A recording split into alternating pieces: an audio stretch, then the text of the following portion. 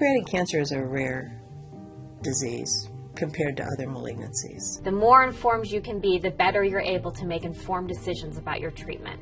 A lot of people don't know what the pancreas is. It's really just in the middle of the body, so nobody can feel the pancreas. And that's one of the problems with the pancreas. It's kind of in a hidden part of the body, so if a cancer rises there, it's hard to detect. It releases specific enzymes that help us digest important nutrients, so that those nutrients can then be absorbed in the body and nourish the body. 95% of pancreas cancers are called adenocarcinoma. Adenocarcinoma is by far the most common cell type of cancer, and for whatever reason, when it rises in the pancreas cancer, it's a particularly difficult cancer to treat. There are cells in the pancreas called islet cells that make hormones that help our bodies handle glucose.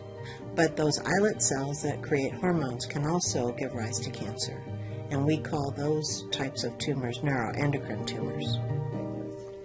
Patients with pancreatic cancer often have complete blockage of their pancreatic duct. And as a result of that, the normal enzymes that would be flowing from the pancreas into the small bowel just don't get there.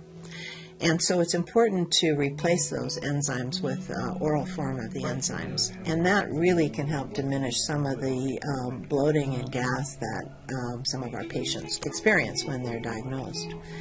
The other thing that this disease can do is cause pain. For reasons that we don't quite understand, the disease tends to track up the nerves in the back of the abdomen, and that can cause tremendous back and abdominal pain. That pain can be very well managed by a number of maneuvers. One is to give long-acting narcotics, but we can also go in and inject the nerves and basically block the pain. And that also can be a very helpful maneuver so that a patient, again, can rest better, eat better, sleep better.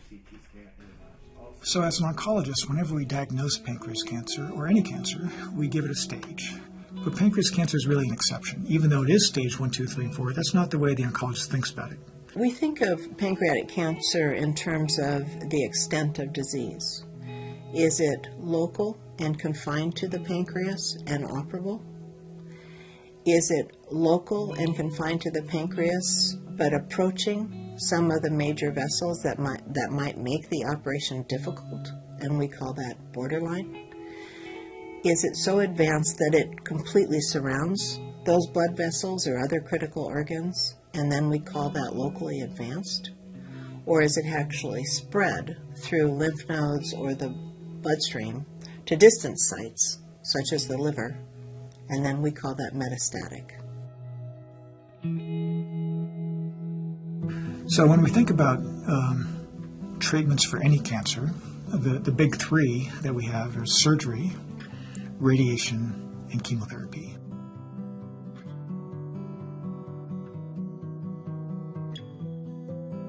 If the tumor can be removed, there is some chance that patient can be cured. Regardless of the extent of the disease that we can see, we know that there is a big chance that there are tumor cells that have already spread to other sites.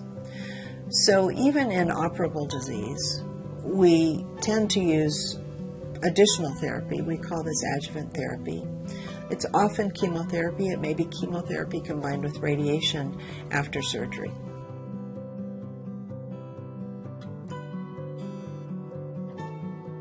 When the tumor cannot be removed, and yet is isolated to one place, we can aim a beam within a defined volume and deliver enough radiation to that tumor to kill a substantial number of the cells. When a patient has local inoperable disease or disease that is spread to other sites, we almost always start those patients out with chemotherapy.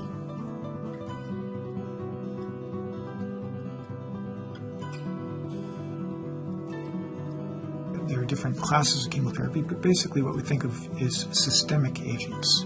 Systemic agents mean agents that we give either in the blood or by mouth that go everywhere in the body. Side effects are a normal part of treatment, but it's really important to remember that a lot of side effects can be managed. So having that open communication with your doctor about side effects and pain and anything else that you're experiencing is going to be really, really important. It's pretty interesting to reflect on the last 10 years and what's happened to our therapy for pancreatic cancer. I would say that 10 years ago, it was unusual when a patient got better with treatment. Now it's expected. With our current therapies, 80% of patients can expect some sort of disease control, and sometimes it's dramatic. And we are making incremental gains and cures for some. We have such success now at curing a whole number of different kinds of cancers with a whole number of different types of treatments.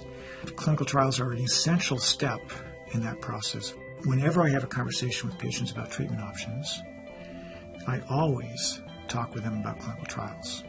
A patient can get information about clinical trials by calling into the Patient and Liaison Services program. We maintain a database of all of the pancreatic cancer specific clinical trials that are going on in the country, and a patient can receive a personalized clinical trials search when they call in and speak with a PALS associate. Even though you can ask for help from your healthcare team and from your family and from your friends, it ultimately is your decision to make as to how you'd like to proceed with your pancreatic cancer journey. The Patient and Liaison Services, or PALS program at the Pancreatic Cancer Action Network, is really here to help patients understand all of their options and to work through any questions that they may have about their diagnosis. And a patient can become more educated and more empowered about what their different options are, and then take that back to their physician. I would recommend that recently diagnosed pancreatic cancer patients reach out to the PALS program at the Pancreatic Cancer Action Network.